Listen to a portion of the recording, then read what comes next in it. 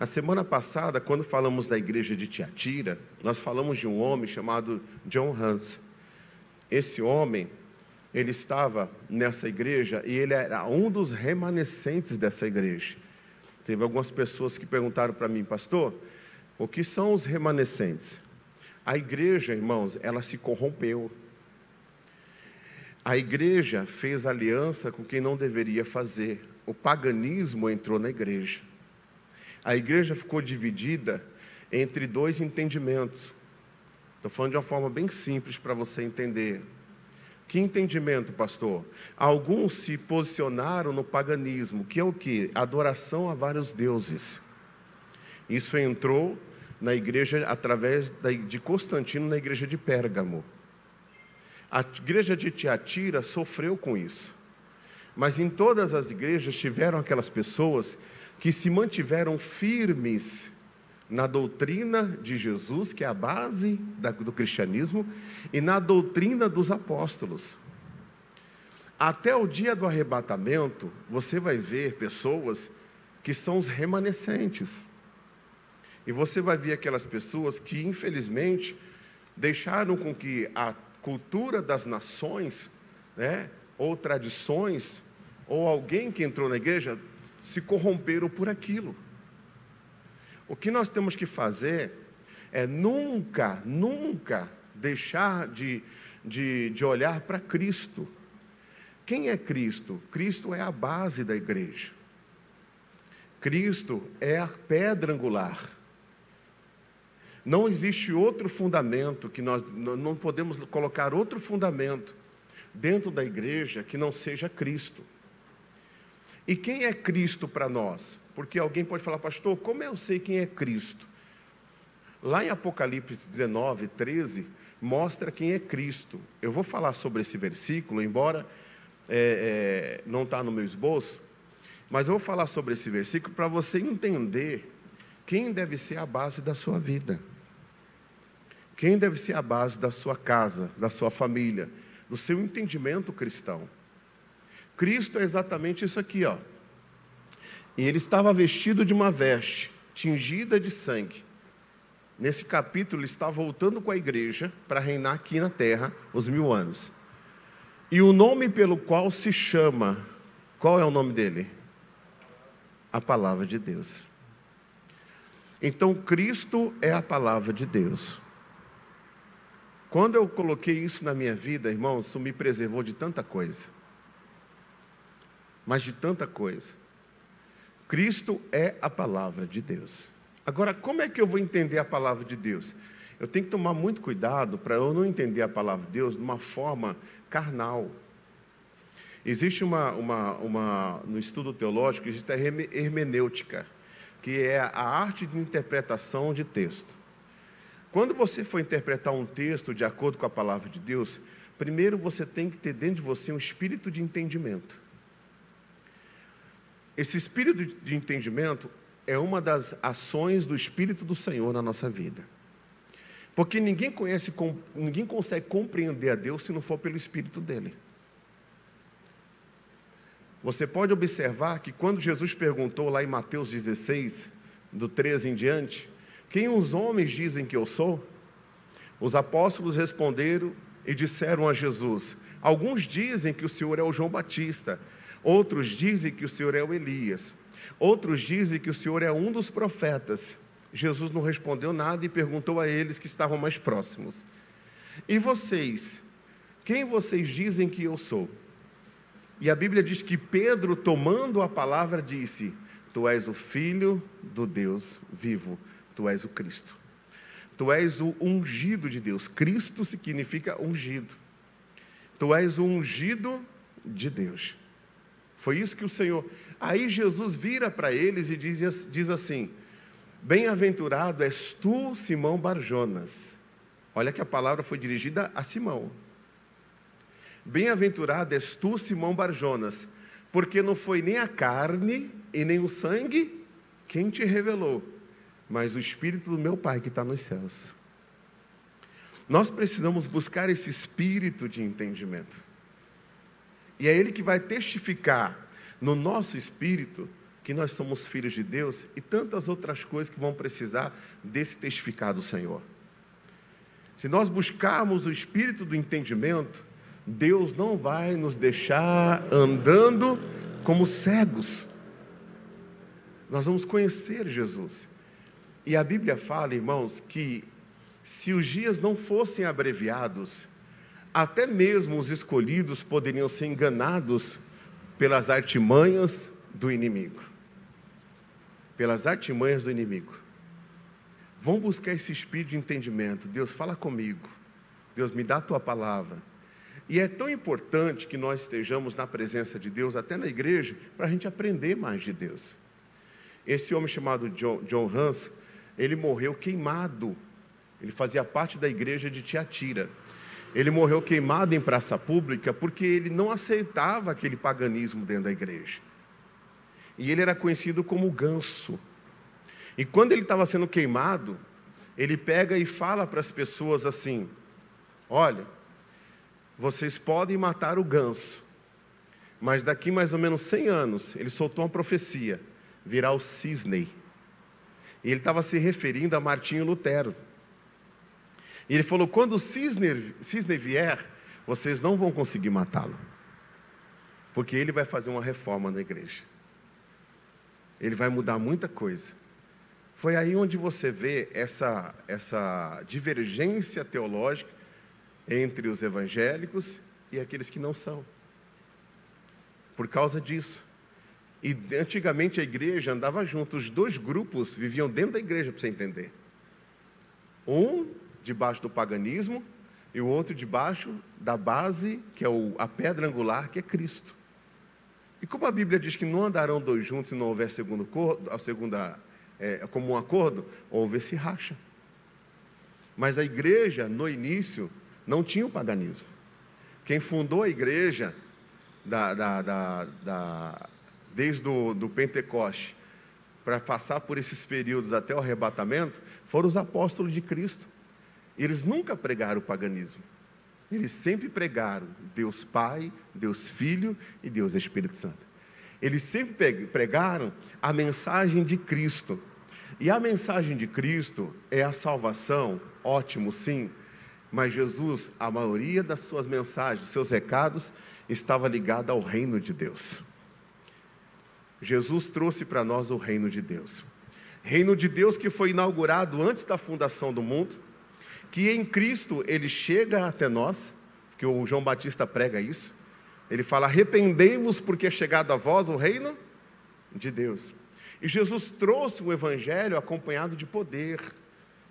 Os demônios se sujeitavam, as pessoas eram curadas, as coisas começaram a acontecer. Não tinha dinheiro para pagar imposto, ele fazia milagre, brotou dinheiro até da boca do peixe. Isso mostra o reino de Deus na nossa vida. E Deus fala que no reino de Deus a gente tem que colocar primeiro o reino de Deus e a sua justiça. Aí depois essa mensagem, a gente vai estender ela, se a gente for falar, lá para o milênio e depois para o reino eterno. Porque Jesus e Deus vai transladar o seu trono para o novo céu e a nova terra, que vai ser dentro da Jerusalém de Deus, que vai ser a capital do mundo. Isso tudo que eu estou falando para você não é da minha cabeça. Isso tudo que eu estou falando para você está na palavra de Deus. E nós vamos viver com Ele eternamente. Não largue isso por nada. Não deixe isso por nada. E a gente tem que entender o processo de Deus para a nossa vida. O processo do Senhor para a nossa vida. E falando aqui das 7 igrejas do Apocalipse, eu faço a introdução ali. Coloca lá para mim o slide, por favor, querido. Das 7 igrejas do Apocalipse, a igreja de Sardes. Olha só. A igreja de Sardes. Se você olhar essas 7 igrejas, você vai ver que ela teve uma origem, elas tiveram origem desde o Pentecoste. E ela vem representando períodos até o arrebatamento. Então vai ter um dia em que Jesus vai arrebatar a sua igreja. Vai ter um dia que ele vai vir, e vai ser como num piscar de olhos. Ele vai levar a sua igreja. Ele vai levar a sua família. A Bíblia fala quando o pai de família fechar a porta. Ou seja, ele vai abrir a porta, a família vai entrar e ele vai fechar a porta. E a gente tem que atentar para essa questão igreja. Nós somos templo do Espírito Santo. O Espírito Santo habita em nós. O Espírito Santo não habita em templo feito pelos homens. Ele não habita. Mas ele fala, onde houver 2 ou 3, ou mais pessoas reunidas em meu nome, ele vem. Amém, Jesus? Ele vem. Nós somos igrejas também porque somos membros de um corpo. Então, quando nós nos reunimos como igreja. Mas existe uma pregação, irmãos, querendo derrubar essa questão da pessoa ir à igreja. Quem é o nosso exemplo? É Cristo. Cristo ia ou não ia à igreja? Sim ou não? Sim. A Bíblia chega a falar que ele ia como de costume. Então ele tinha esse hábito de ir à igreja.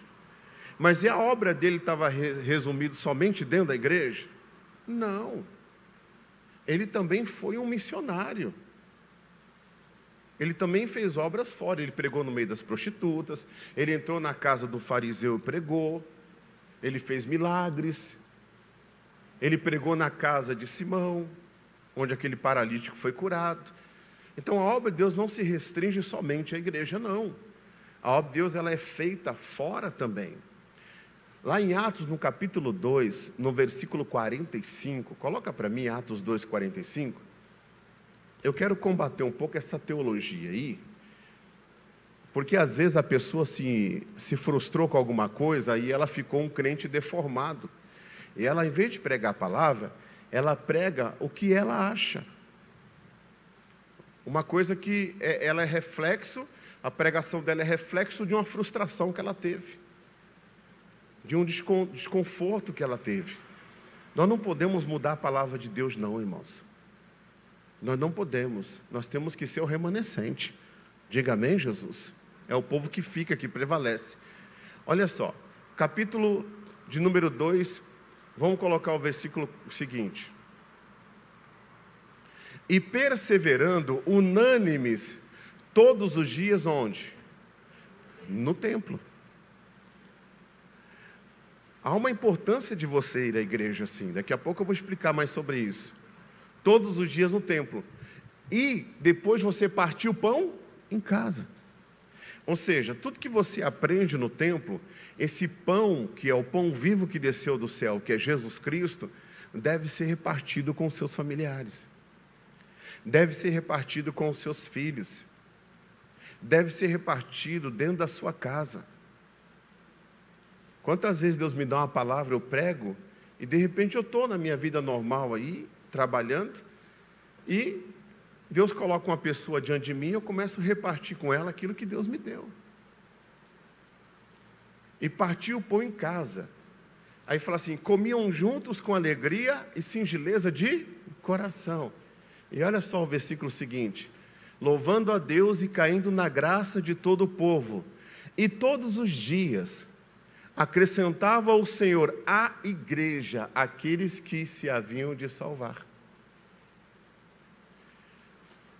Deus foi crescendo o número de pessoas e foi acrescentando à igreja aqueles que haviam de se salvar.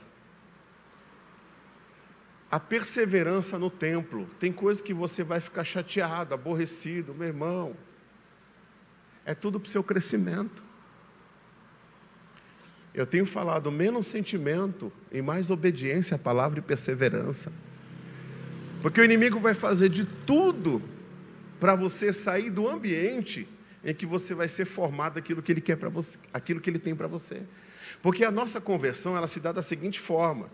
Quando você aceita Jesus como Senhor e Salvador da sua vida, e você reconhece o que Jesus fez por você na cruz do Calvário, do sangue dele que foi derramado, você reconhece que ele morreu e que ele ressuscitou, naquele momento, se você confessa com a tua boca e crê com o seu coração, você é salvo.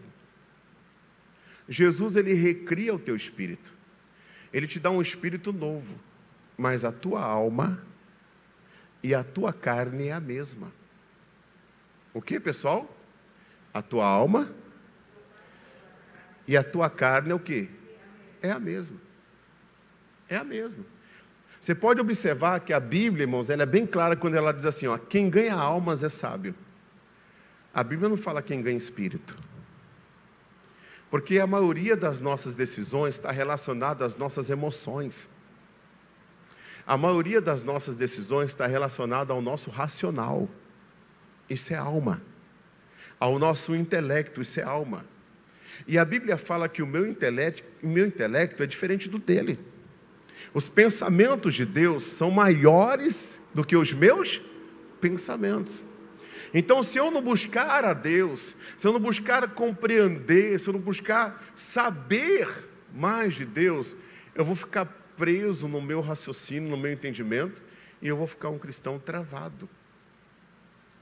E a obra de Deus não vai se cumprir na minha vida como Deus quer que se cumpra. Eu preciso ser trabalhado. Você quer ver um exemplo? Quando Jesus chamou os discípulos, Jesus falou, vem e me segue. Eles encontraram Jesus, eles aceitaram Jesus, eles reconheceram Jesus, mas eles precisaram seguir Jesus, eles precisaram aprender de Jesus. Eles precisaram sentar lá no Monte das Oliveiras e o Senhor Deus dá a palavra para ele, orar com eles, explicar para eles, mostrar a vontade do Pai para eles. E olha a vontade do Pai, olha só, se alguém te perseguir, te maltratar, ore por eles. Vê se isso não bate de confronto com o nosso intelecto. Nossa vontade, irmão, é fazer a mesma coisa. Nossa vontade, como muitas pessoas dizem, é descer da cruz. Senhor, dá um tempinho aí que eu vou deixar de ser cristão. Agora eu vou pegar a espada e vou resolver isso aqui de outra forma. Não é verdade? É. Mas Deus vai ensinando a gente. Quantas vezes nós chegamos na casa de Deus e o nosso pensamento é, vou largar, não quero mais saber, já foi demais, e de repente o Espírito Santo vem e confronta a gente. E nos dá uma palavra, e Ele muda a nossa atitude. Ele muda a gente. Isso é Deus trabalhando na nossa alma, porque a nossa alma, ela não está pronta como o nosso espírito. O diabo trabalha 24 horas lançando setas, lançando coisas na nossa mente. Vai lançando. Tem alguns que têm uma mente boa, mas tem alguns que têm uma mente bem fraquinha ainda. E essas pessoas precisam estarem abertas para aprenderem, não da parte do homem, mas da parte de Deus. Da parte da palavra de Deus. Porque o processo inicial de salvação é a recriação do Espírito. Mas existe um processo até a vinda de Cristo, que é a santificação dia após dia, em que nós ouvimos o Evangelho. O Evangelho é Cristo. O próprio Senhor Jesus orou e falou, Pai, eu não peço que os tires do mundo, mas eu peço que os livres do mal. Eles não são do mundo, como do mundo eu também não sou. Santifica-os na verdade. Pai, a tua palavra é o quê? É a verdade. Então a gente está com pensamentos, está com determinadas decisões no coração, de repente a gente vai e ouve uma palavra de Deus, e Deus fala, não é por aí, filho, perdoa. E a gente, por obediência a Deus, a gente abre mão daquela vontade de fazer o que a gente ia fazer para obedecer a Deus. E a gente começa a ser santificado, andar na palavra. E a Bíblia diz que sem santidade ninguém verá o Senhor. Mas com santidade, com essa obediência, nós vamos ver o Senhor. E você vai ver Deus agindo na sua vida. É importante, sim, nós estarmos na casa de Deus. É importante nós aprendermos na casa de Deus. É muito importante. Então a igreja, volta lá por favor. A igreja, ela deu início no Pentecoste, Novo Testamento, até o arrebatamento. São períodos da igreja. E ali nós podemos ver os propósitos que Deus tem a respeito disso. O propósito você pode estudar, irmãos, a época. Você pode estudar de forma cronológica, que são os períodos. E você pode estudar também de forma geral. Essa forma geral que eu coloquei ali significa o quê? Significa que a palavra de Deus serve para você para o dia de hoje. E todas os propósitos, todos eles, todas as igrejas, se você olhar, você tira a lição para o dia de hoje. A Bíblia é fantástica. A Bíblia foi escrita, irmãos, durante 1.600 anos por 40 pessoas em gerações diferentes. E ela não se contradiz. Isso aqui é maravilhoso. A Bíblia é fantástica. E você lê ela hoje, ela é atual. Você vai ler amanhã, ela é atual. Ela é um manual de vida para nós. A Bíblia, ela nada mais é do que a vontade expressa do Rei dos Reis e Senhor dos Senhores. É isso que ela é para nós. E se nós fazemos parte do reino de Deus, a gente tem que respeitar quem é o nosso rei. A gente tem que buscar saber qual que é a vontade do nosso rei. E honrar o nosso rei. E ele chega a falar em Malaquias 1,13 em diante, né? Ele fala assim: se eu sou pai, onde está a minha honra? E se eu sou Senhor, onde está o meu respeito? Então, se eu faço parte do reino de Deus, eu tenho que saber que eu estou introduzido num reino que não é meu, é dele. E a vontade dele tem que prevalecer sobre a minha vontade. Por isso que ele fala que nós somos servos, ele fala que nós somos amigos, e ele fala hoje que nós somos filhos. Porque alguém fala assim: pastor, eu não sou servo hoje mais não, eu sou filho. Mas existe filho que serve e existe filho que não serve. Existem filhos que são amigos e existem filhos que se tornam inimigos dos seus pais. Se tornam inimigos de quem? Dos seus pais. Então nós temos que ser filhos servos. O que é o filho servo, irmãos? Você é pai, que você que é mãe, você sabe que existe uma fase na vida dos nossos filhos que eles acham que sabe tudo. É ou não é? Eles acham que sabe tudo. Eles querem até mandar em você, repreender você. Tudo que você fala, não tem nada a ver, pai. Não tem nada a ver, mãe. Não é assim? Não tem nada a ver. E você, como pai, vai insistindo ali: não, filho, tem sim, é assim, é assim, é assim, é assim. Mas para eles, muitos deles, nós somos ultrapassados. E muitos deles que não aceitam honrar o pai e a mãe, depois, com o tempo, eles vão ver que a vida não é do jeito que eles pensavam. Porque o servo, ele não sabe direito o que faz o seu senhor. O servo não sabe. O servo, ele ouve uma voz de comando. E ele obedece, mas muitas vezes ele não entende por que ele está obedecendo. E todos nós, quando ingressamos no Evangelho, nós ingressamos sem entendimento. Nós ingressamos como filhos servos. Só que a Bíblia fala que depois nós nos tornamos amigos. E a Bíblia fala que o amigo, ele já compreende o que faz o seu Senhor. Ele já entende o que faz o seu Senhor. Ele já entende. Então nós precisamos crescer. Meu pai está me orientando, meu pai está me instruindo. A minha carne quer isso, a minha vontade é essa, o meu desejo é esse. Mas o meu pai está me instruindo. Então eu talvez não entenda muito, mas eu vou servir o meu pai. Daqui a pouco eu vou ser amigo, o meu entendimento vai abrir e eu vou compreender. Tem muitas pessoas que só compreendem aquilo que o pai dizia depois que casa. Depois que casa que ele vai ver, puxa vida. Depois que tem um filho, então, aí que ele vai ver. Um certo dia, eu fiz uma reunião com os jovens aqui, e eu sentei todos eles no altar. Não era esse altar aqui reformado, era um outro altar. Tinha umas escadinhas, e eu sentei eles. E eu falei assim: nesse culto vocês serão seus pais. Porque o que tem de filho revoltado com o pai, E eu comecei a mostrar para eles o que é a vida de um homem e a vida de uma mulher.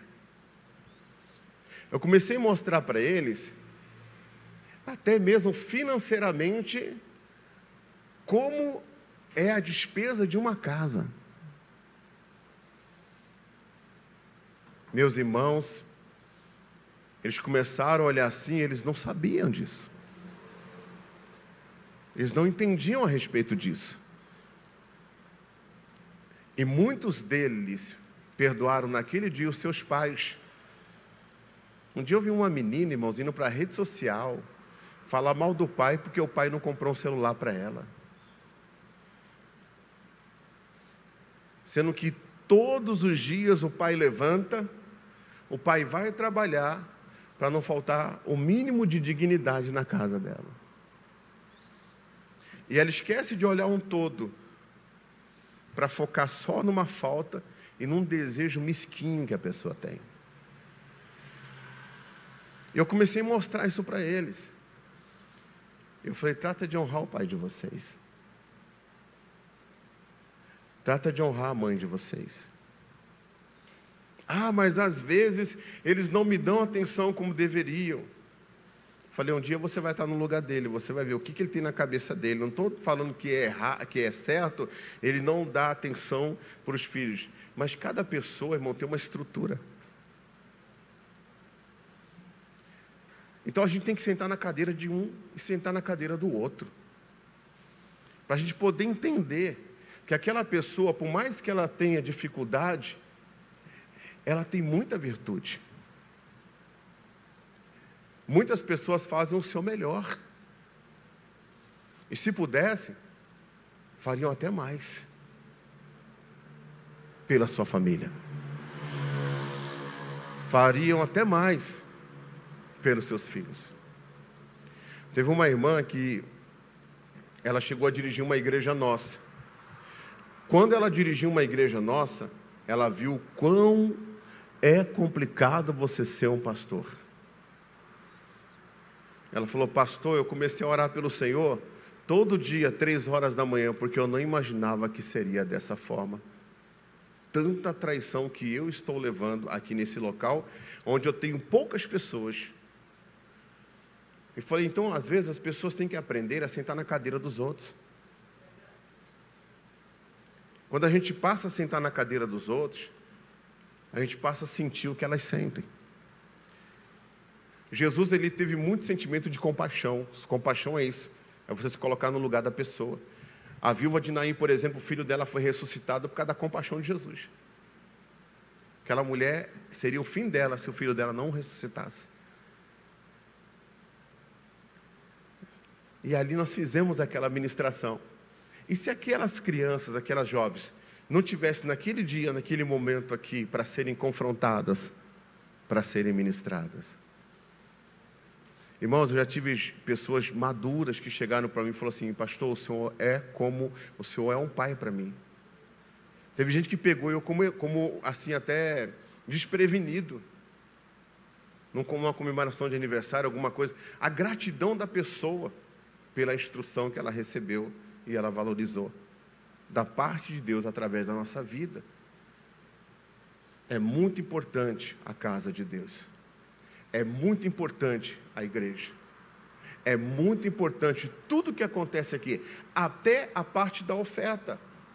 Jesus, dentro da igreja, ele ficava olhando para o alforje e ele olhava para a pessoa. Ele olhava para o alforje e ele olhava para a pessoa. E você vai entender aqui, irmãos, dentro da mensagem, por que ele fazia isso. Ele olhava para o alforje e olhava para a pessoa. Foi quando ele enalteceu a oferta da viúva. A oferta da viúva não era muito, mas era tudo.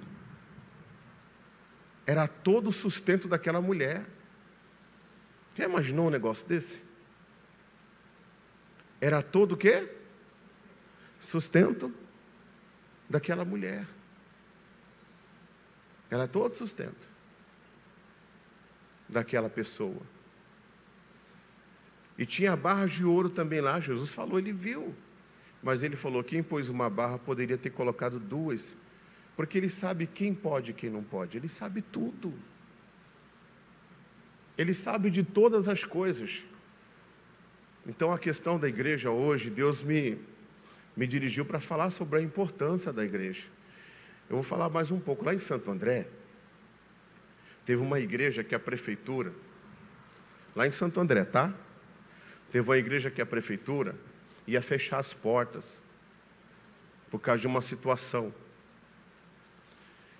E aí, nós, líderes, fizemos uma reunião, e eu fui convidado para essa reunião. Tinha mais ou menos 500 pastores. E ali estava o assessor do prefeito, estava o prefeito, estava todo mundo. E teve um pastor que fez uma coisa que eu nunca tinha pensado, talvez você nunca pensou também. A igreja, ela não recebe ajuda de ninguém. Quem sustenta a obra de Deus é um povo de Deus que reconhece a obra de Deus. E aquela prefeitura queria atrapalhar a questão daquela igreja por questões de IPTU. Rapaz, gente, aquele pastor, eu achei ele tão inteligente. Ele trouxe números mostrando o serviço da igreja. O braço que a igreja é para as nações. A igreja faz com que o Estado e o município e o poder federal economize milhões. Milhões. Porque o Estado não recupera ninguém. O Estado joga dentro de uma prisão e larga lá. Agora, uma igreja como essa, que está com a porta aberta, porque você é uma pessoa que ajuda essa igreja, ou alguém que está assistindo pela televisão, que quantas pessoas não voltaram para Jesus e mandam mensagem?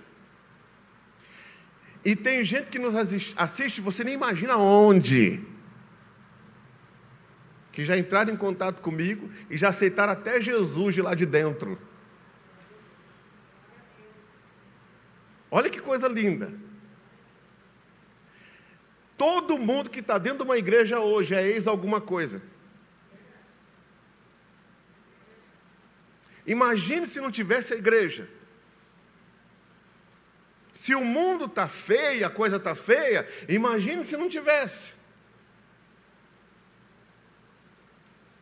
É o ex que bateu na mulher, é o ex que traía, é a ex que traía, ex-traidor, é o ex-traficante, é o ex-bandido, é o ex-enganador, é o ex-alguma coisa.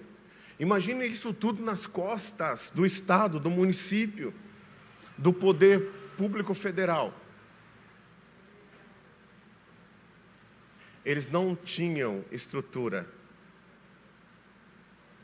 Só o Espírito Santo para fazer uma obra dessa. Por que você acha que as pessoas se levantam contra a igreja?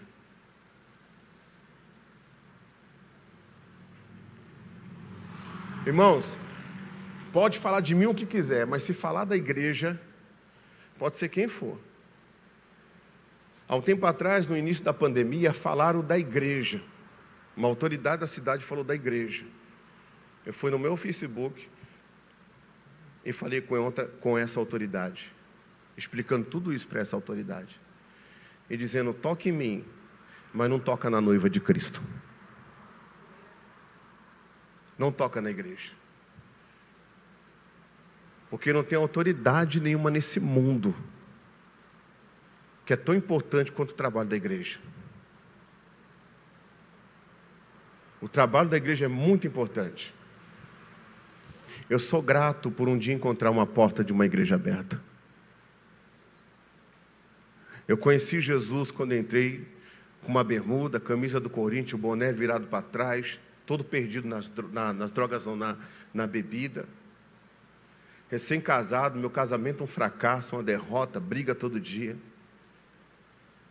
E quando eu entrei na igreja, um rapaz estava adorando a Deus, ele não sabia nem dançar direito, nem cantar direito. Mas ele tinha um sorriso diferente. Ele tinha todos, sabe aquelas pessoas que não tem coordenação motora? Ele estava ali. De repente esse rapaz desce com um livro chamado Novo Testamento. Ele sai dançando no meio da igreja.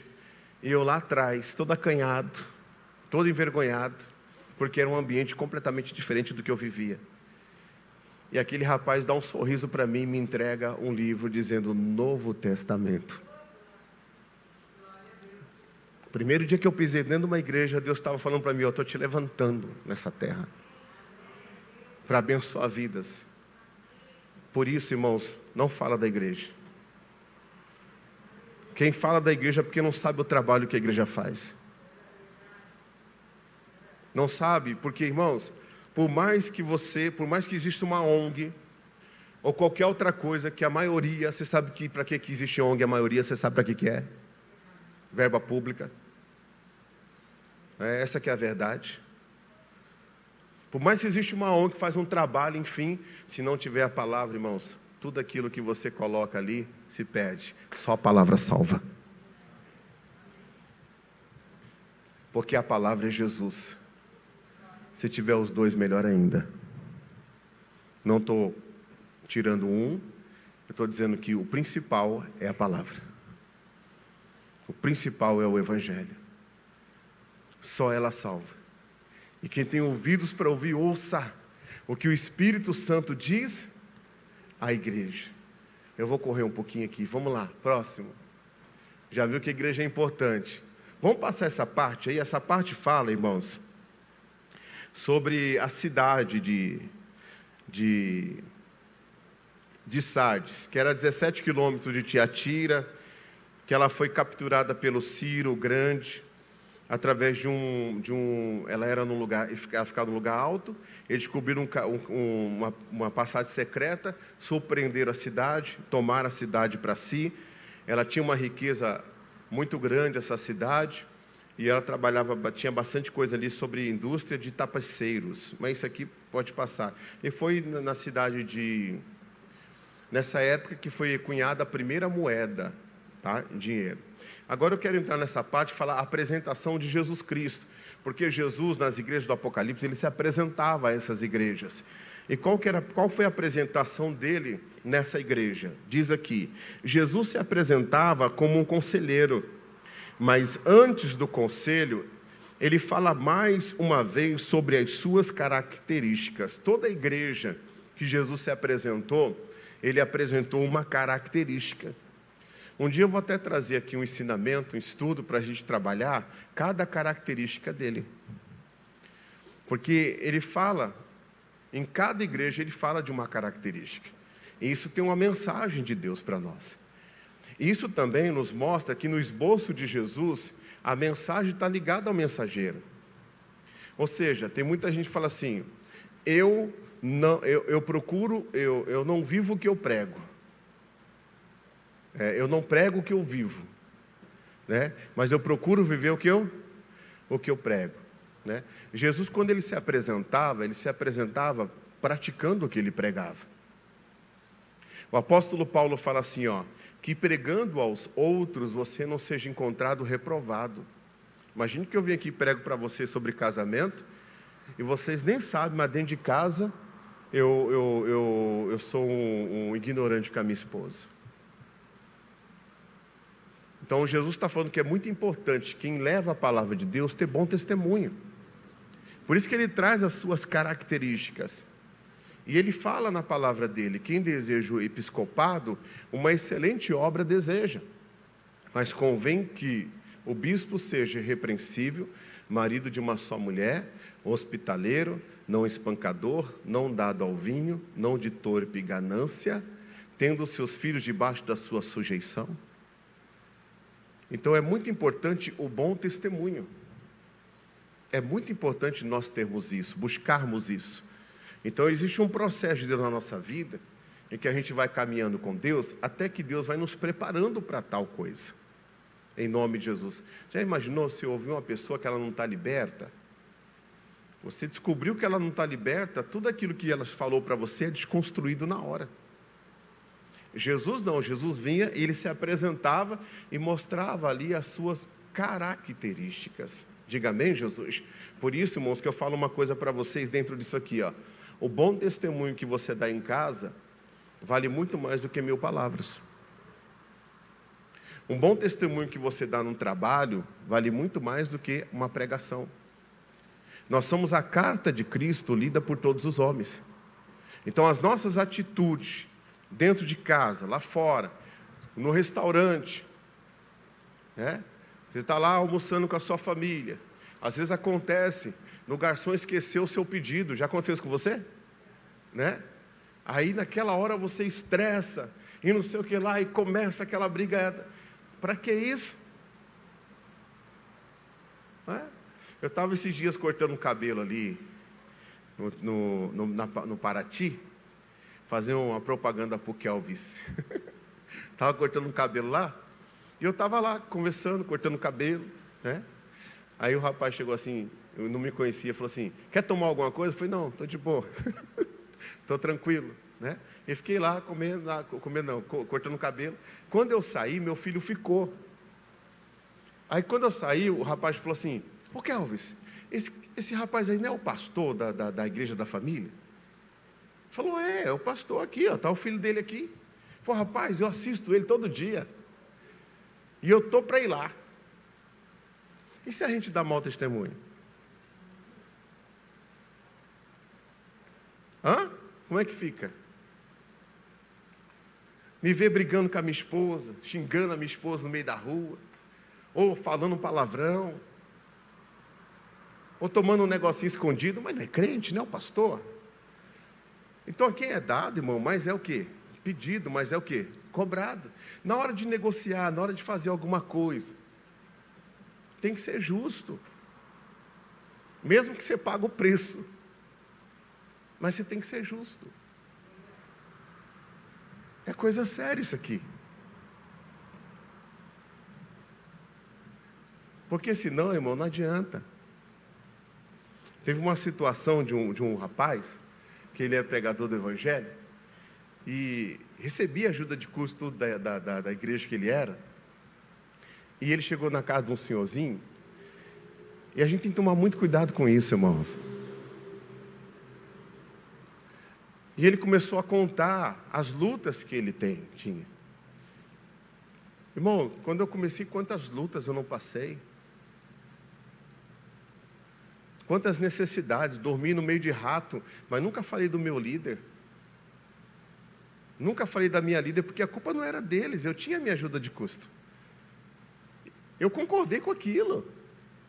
É o meu chamado. Minha esposa concordou com aquilo. Então vamos passar o que tiver que passar e Deus vai nos abençoar. E aí, ele chegou nesse senhorzinho, começou a contar tal situação. Aí no final, me empresta R$4.500. R$5.000. Senhorzinho, aposentado, tadinho. Pastor, o título de pastor. Ele foi e emprestou. O cara não pagou. Ele não? Ele não tinha nem que pedir emprestado, irmão, porque o justo não mendiga o pão. A Bíblia diz que quem é de Deus não toma emprestado, vai ter para emprestar. Ainda mais sendo um pastor. Na hora que esses pastores pararem de ficar mendigando dinheiro daqui, dinheiro dali,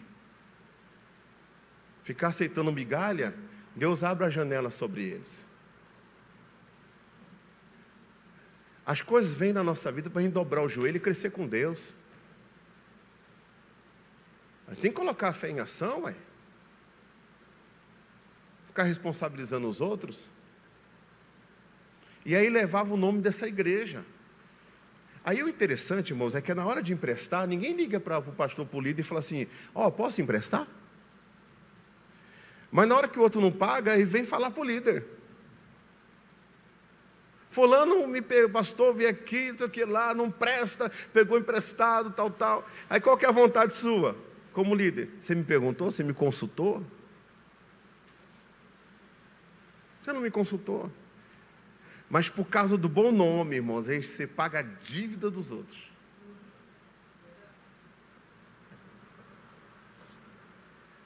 Por causa do quê? Do bom nome. Então, uma pessoa que ela é um cristão, essa pessoa tem que dar testemunho. Está devendo numa loja lá, mas faz tempo, pastor, nem lembra mais. Lembra, ela lembra. Ela lembra. É tão bonito chegar lá e falar assim, olha, você me perdoa, não fui legal com você. Eu preciso aqui resolver minha vida. Deus está me chamando para uma missão, eu quero que você me perdoe. Quanto que eu te devo? Como é que eu posso fazer? Irmãos, aquela pessoa, ela vai ver que você é uma pessoa de Deus. Então, quem leva a palavra tem suas características. Amém, Jesus? Tem o quê? Característica de gratidão. Tem suas características. Jesus se apresentou e falou assim, olha, eu sou aquele que tem os 7 Espíritos de Deus. Jesus não tem 7 Espíritos, mas ele tem 7 características que o Espírito de Deus dá para ele. Mas a verdade é que ele não tem só esses 7 não. Tem muito mais. Ele estava falando, irmãos, no slide seguinte, sobre Isaías 11:2. Isaías 11:2, onde fala sobre a manifestação desse Espírito, que é o Espírito do Senhor, o Espírito de sabedoria, o Espírito de entendimento, o de conselho, o de fortaleza. Olha lá, ela colocou ali. Colocou? Não. O Espírito de conselho, de fortaleza. E tem mais 2 situações. Olha lá, o de temor do Senhor e o Espírito do Senhor. Foi ali que quando eu comecei a falar sobre você pedir para Deus o Espírito de entendimento, é isso ali, ó. O que é o de sabedoria? É você saber que o passo que você vai dar, o que vai acontecer, você consegue enxergar. Então você se torna uma pessoa precavida, você se torna uma pessoa cautelosa, porque um espírito de sabedoria está sobre você. Essa ação, essa característica do Espírito Santo está sobre você. Isso é fantástico. Você consegue enxergar. Irmãos, eu digo que o sábio aprende com o erro dos outros. O sábio aprende a ler na Bíblia. O rei Uzias, por exemplo, segundo Crônicas 26, cresceu muito enquanto ele estava na visão de Deus. De repente, aconteceu algo no coração dele, ele se corrompeu, ele se exaltou, e ele perdeu a bênção. Aí o sábio olha isso e fala assim, puxa vida, Deus tem me abençoado, Deus guarda o meu coração, eu não quero me corromper, Deus, eu não quero cair, Deus, me guarda. Se for para eu crescer nesse ponto, a ponto de eu me perder, Deus, deixa eu por aqui mesmo. Então essa pessoa aprende com o erro dos outros. Uma pessoa que é inteligente, ela aprende com o próprio erro. Ela erra, e como ela é inteligente, ela não vai insistir naquilo. Mas uma pessoa que é sábia, ela aprende com os erros dos outros, ela aprende com a instrução, ela aprende visualizando que aquela decisão que ela vai tomar, o que pode acontecer, então ela para aqui e não toma a decisão, porque ela já está vendo o que vai acontecer lá na frente. Ela já está vendo. E o que despreza a sabedoria, diz Provérbios, que a sabedoria depois vai rir dessa pessoa, dizendo, não falei? Não é Deus que vai rir da pessoa, é a própria sabedoria que vai rir da pessoa. Ela vai dizer, eu te avisei, eu te falei. O espírito de conselho, irmãos, o Senhor é o nosso mestre. Sabe como que Jesus ele age dentro da igreja? Ele fala assim, ele se apresenta, aí ele elogia e depois ele critica. Toda vez que você for criticar alguém, toda vez que você for ajudar alguém, porque criticar que eu digo é ajudar, falar para a pessoa, não é da pessoa, amém, Jesus? É para a pessoa. Então toda vez que você for falar algo para a pessoa, que ela te dê essa abertura, antes de você chegar naquele ponto que você quer chegar, mostra para ela quantos valores ela tem. Mostra para ela. Porque de repente se a gente for direto ao ponto, a gente mata a pessoa. Então esse espírito de conselho, ele nos instrui até nisso. Você é uma pessoa assim, assim, assim, você tem essa virtude, tem mesmo. Talvez você não enxergue, mas eu vejo você em você esse potencial. Só que tem uma coisa que eu quero te ajudar, se você me permitir, o quê? Isso aqui, ó. Isso aqui é que está te prejudicando. Se você conseguir vencer isso aqui, você vai ser melhor amanhã do que você já é hoje. Muita coisa Deus já fez na sua vida, mas Ele é o Deus que começou a obra, Ele aperfeiçoa até o dia de Cristo. Então tem muita coisa que Deus tem que fazer na sua, aí você coloca você também, como Deus tem que fazer na minha também. E na de todas as pessoas. Esse espírito de conselho, Deus também nos dá. O espírito de conhecimento. O que o conhecimento faz? A multiplicação da graça e da misericórdia sobre as nossas vidas. Ou seja, quando você tem o conhecimento de Deus e de nosso Senhor e Salvador Jesus Cristo, você não fica no mesmo patamar com Deus. Você cresce em tudo. E o Senhor se apresenta dizendo: eu tenho tudo isso comigo, eu sei de tudo. Eu tenho as 7 estrelas, que são os sete anjos. E não está falando de anjo celeste, não. Está falando dos pregadores de cada igreja. Deus está mostrando: eu tenho pessoas ainda nas minhas mãos. Essas igrejas, por mais que elas tiveram 2 grupos dentro dela, a igreja era de Deus.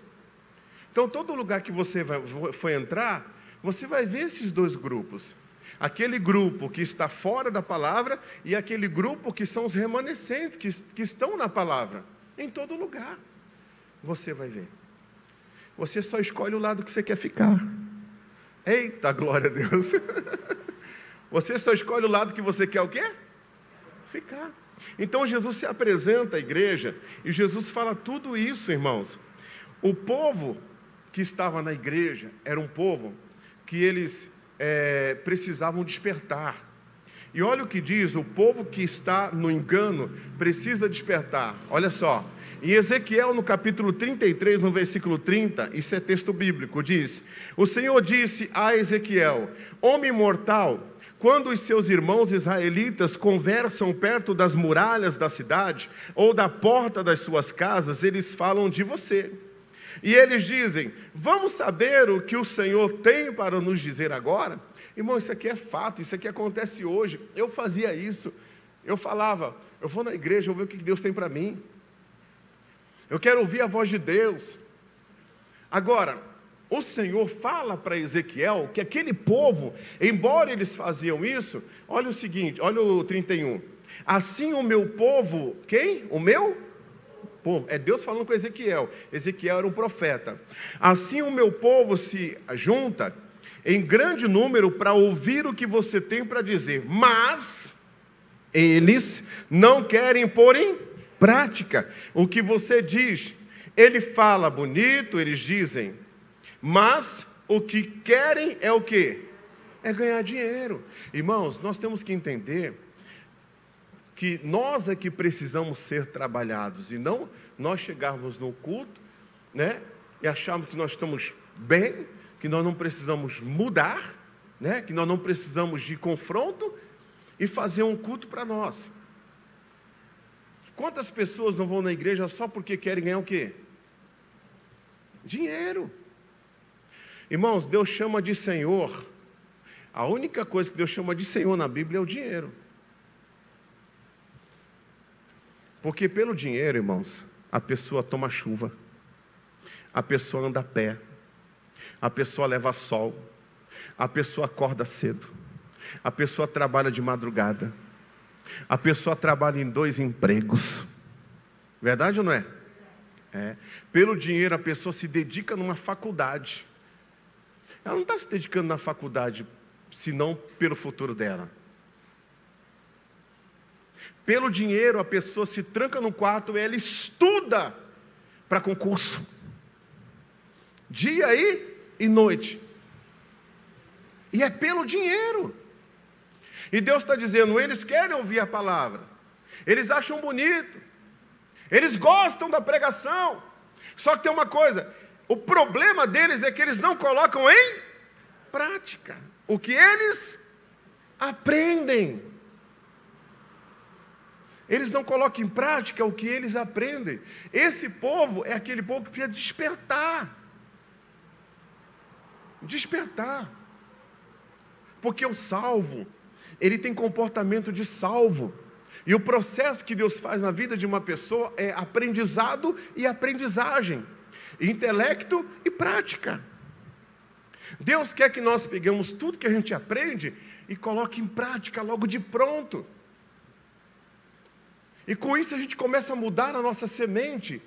E também vamos mudar a nossa colheita. Nós vamos mudar completamente a nossa colheita. Por que existe a questão do dinheiro dentro da igreja? Tem gente que não vai na igreja porque a igreja pede, pode falar, dinheiro.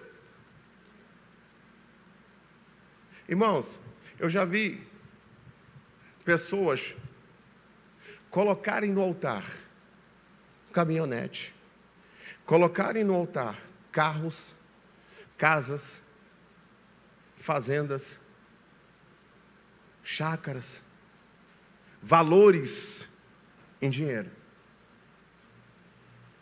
Valores em dinheiro. E valores altíssimos. Mas sabe por que elas colocaram no altar? Sabe por quê? Porque elas queriam retorno. E não porque elas queriam. A verdadeira motivação que elas deveriam ter era a salvação de vidas, numa administração correta. Mas elas colocavam por causa do retorno. E a Bíblia fala que quem semeia na carne, colhe corrupção. Mas quem semeia no Espírito, recebe a vida eterna. Tudo que você fizer para alguém ou para Deus, faça com a motivação correta. Não espere nada em troca. Quando você faz algo para alguém, você faz para Deus. Se aquela pessoa não valorizar, você pode ter certeza, aquela pessoa continua do mesmo jeito e você só vai, ó. Motivação correta. Irmãos, você vê pessoas largando a família porque pensam em si, largando filhos porque pensam em si. Pensam em si. Isso foi uma coisa que Satanás queria colocar em Jesus Cristo, através de Pedro. Pense em ti mesmo, Senhor. Não vá à cruz. Pense em si mesmo. Pense em si mesmo. Jesus vira para Pedro e fala assim, ó, para trás de mim, Satanás, porque me serve de escândalo. Você não compreende as coisas que são do alto, você só compreende as coisas que são da terra. Deus repreende Pedro por causa disso. E fala que quando você pensa em você, e você não pensa num propósito maior, que é o propósito de Deus, você retém aquilo que Deus tem para você. E por trás disso, Satanás está agindo. Isso aqui é muito espiritual. Eles iam na casa de Deus. Eles comentavam que iam, eles queriam a palavra. Mas na verdade, irmãos, o negócio deles qual que era? Ganhar dinheiro. O negócio deles era ganhar o quê? Dinheiro. Irmãos, o dinheiro é consequência de uma vida com Deus, de uma vida honesta. Ah, pastor, não é? Não. Tem gente aí que não é honesta, aí está cheio de dinheiro. Eu digo para você que, se eu fosse você, eu não trocaria sua vida pela dele, não. Porque a Bíblia fala que o fim vai ser ruim. O fim vai ser terrível. Agora, quando você anda na presença de Deus, pode ser mais demorado. Mas quando vem, Deus fala, eu te coloco por cima e nunca mais você vai ficar por baixo. Eu te dou dignidade. Porque, irmãos, alcançar não é o problema. O problema é se manter. E se Deus não for a nossa base, a gente não consegue se manter em lugar nenhum. De forma nenhuma. Então ouça a palavra de Deus e põe em prática. E quando você vier à casa de Deus, não venha para receber um culto para você.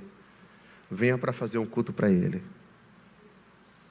Venha para louvar para Ele, para cantar para Ele, para ofertar para Ele, para adorar Ele, para exaltar Ele, para dar sua atenção não a mim, comedor de arroz e feijão igual você, mas para Ele, que é o Espírito Santo, que fala no nosso espírito,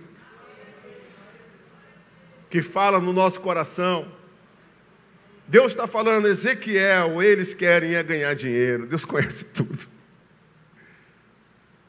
E quando a pessoa faz que não tem retorno, fica brava e para de fazer. Ai, Deus, vamos continuar, vamos lá. Para eles, você não passa de um cantor de canções de amor ou tocador de harpa. Isso aqui eu lembrei de Saul e Davi. Irmão, o que Davi fazia? Tocava harpa. E o espírito que estava em Saul saía e ele se sentia melhor. Irmãos, mais do que melhor, é uma mudança completa. Saul nunca teve uma mudança, ele só se sentia melhor. Ele só se sentia aliviado. A igreja não é lugar para você entrar e sair aliviado. É para você entrar e sair mudado, transformado, abençoado, em nome do Senhor Jesus Cristo. Sair salvo, passaporte carimbado, na presença do Senhor. Eles ouvem o que você diz, porém não fazem nada daquilo que você manda. Deus falando com Ezequiel. Ezequiel, minha palavra na tua boca é mandamento. Eles entendem, mas eles não obedecem. Olha só o versículo 33. Porém, quando acontecer tudo que você diz, vai acontecer. E vai acontecer mesmo. Aí eles ficarão sabendo que um profeta esteve no meio deles, e eles não aproveitaram.